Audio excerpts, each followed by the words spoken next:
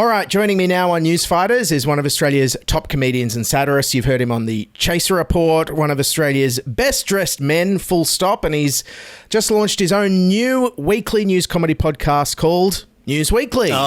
That's right, News Weekly indeed. Best dressed men. I haven't heard that one before. Sami Shah. How you going, Sami? Hey, good to have me on. You're always impeccably dressed. When you were on A Rational Fear, you made us all look like hobos. You were, I think, wearing a three-piece suit down at the Melbourne Comedy Festival. I think I just come from another show as well. That's probably why. Otherwise, no. But thank you. I much appreciate that. Man, A Rational Fear was so much fun in Melbourne Comedy Festival. I was so excited about doing it again later in the last few months, and we missed out on that opportunity. That's right. We were meant to be down there in July, and then something happened. I can't quite remember what it was. Oh, that's right. Yeah, I don't know what it was. Probably something minor that no one remembers anyway. Something I've wiped from my brain. Yeah. Yes. Anyway, always great to meet someone as crazy as myself. What made you want to start a solo weekly news comedy podcast? Did you realize how much work would be involved? Because I'm literally exhausted all the time. So here's what I figured, right? Like I had just been doing the Gadfly column for the Saturday paper, and I'd been asked to do that for about a year before. The regular columnist who'd been Richard Ackland, who'd been doing it for years, had basically been taken. Was no longer continuing. I think he didn't want to do it any longer, and they wanted to give it to me to kind of try it out. And I knew it would be a short-term gig because anything I do in mainstream media tends to be a short-term gig, largely because of my involvement with it. Of course, you were on ABC Radio for a little while. Right. Yes. For a little while. For our Sydney listeners, yes. But I really enjoyed doing it. And I've been doing news satire since basically I started comedy in 2004, 2005. It's kind of been in Pakistan. I had a TV show many years ago, which was the first kind of big news satire TV show at the time, called News Weekly. It had the same name. Wow. And similar format, or was it with lots of? Were you hosting? It was a news bulletin. No, it was just a news bulletin format, written, produced, directed, edited entirely by me. It was a thing that I'd used to do all by myself. Wow. For Pakistan's English language TV channel, Dawn News at the time. And it was a big hit. It did really well. And then we pissed off a few of the wrong politicians, and they demanded that the show be taken off air or I will be taken off live. So very similar to what happened with Tonightly here in Australia. Pakistan, exactly. Australia's media environment, very similar, it appears, yes. Very, very similar indeed. Many people have made that observation before. And so, I was enjoying writing Gadfly as a result, because it was a return to writing a regular weekly satire column. And I very quickly realized it is a lot of work. Only because the limitations I put on myself. A lot of people will do a satire column, for example, and just do making fun of the politicians. But for me, the challenge is how can I do one which is also paying attention to the rigors of journalistic integrity. And I really liked it. It went really well. It was very popular. After about a year, Saturday Paper said that they don't want to continue it for their own reasons. And I was like, I'd really like doing this. I want to continue doing it. So I thought, why not bring News Weekly back?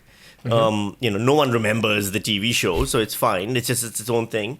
And I wanted it as a podcast. And I figured, writing the column used to take about 4 hours. Every once a week. I was like, writing it again 4 hours a week, do the edit another hour, and I'm good to go. And now basically all of Thursday and all of Friday goes to just making a 15-minute podcast. Yep. That is exhausting. Wow. Yeah, no, well, good to know. My time frame's generally similar. Like to bang out news fighters as quickly as possible, I have to set aside, 2 days a week. It's a lot of work. And I don't think people realize how much work's involved in finding the targets, finding the quotes, finding the clips. Exactly. I almost am jealous of people who just write straight news, because it's like, here's a fact. It's not, here's a fact, here's my opinion on it. That it kind of elevates it or is funny.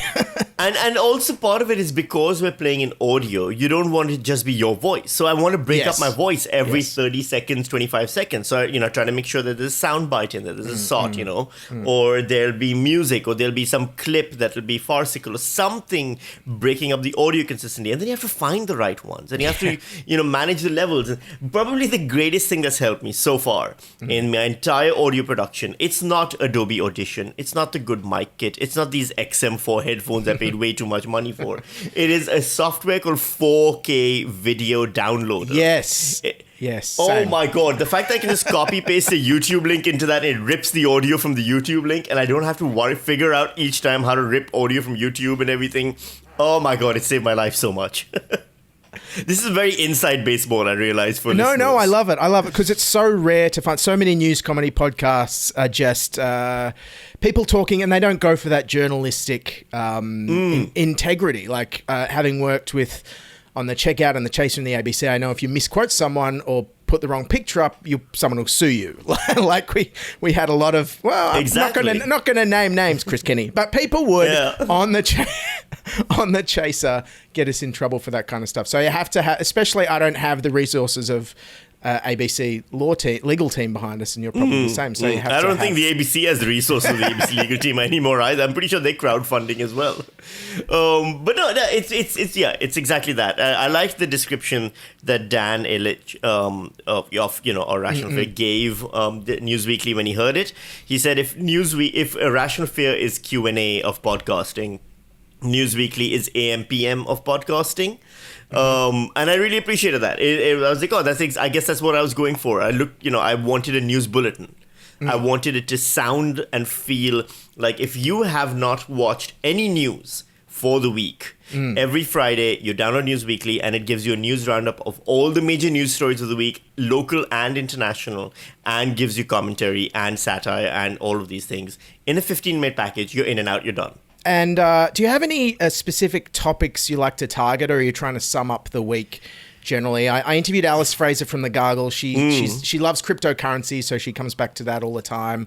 I tend to, the last year, have just shuttled back and forth between COVID and climate change. Dan, Irrational Fear, is very focused on climate change. What about yourself? What issues fascinate you that you're going to come back to on News Weekly? I think for me it's corruption. Really, I like writing about political corruption, and for me, political hypocrisy. So whenever a politician says anything, my favorite thing to do is just Google a few years ago, and you'll find them saying the exact opposite thing. Always, every time, every politician. And this is held true from Pakistan through to Australia, from the Greens through to the Liberals, from the Pakistani version of the Greens to the Pakistani version of the Liberals. Every politicians are by nature horrific scum-sucking pieces of shit. And I love being able to point that out repeatedly again and again. And we're living in the golden era of Barnaby Joyce. I mean, yes, who could be more, who could provide us with more scum-sucking piece of shit content than Barnaby Joyce? So it's really wonderful to have that. And what's your opinion on the coalition all of a sudden embracing net zero by 2050 after holding up pieces of coal in Parliament? Surely this would play right in. This is hypocrisy to the max, surely. Yeah, I mean, I do another podcast on weekends. It's called Murdocracy, and it comes out every Sunday. And it's myself and journalist Cam. Pardon, I don't think you'd appreciate me calling him comedian. Cam Wilson. And Yes.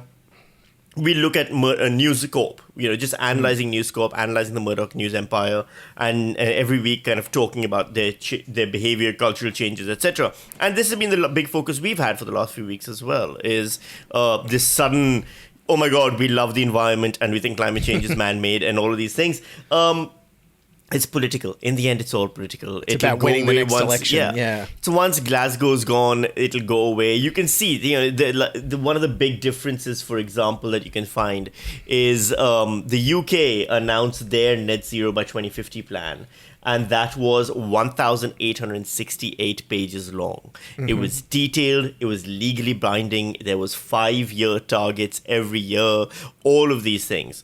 Our plan was 129 pages, and most of those were taken up by clip art. It is, you can tell, there's no real commitment. They aren't even pretending like this is a real thing that is worthy of paying attention to.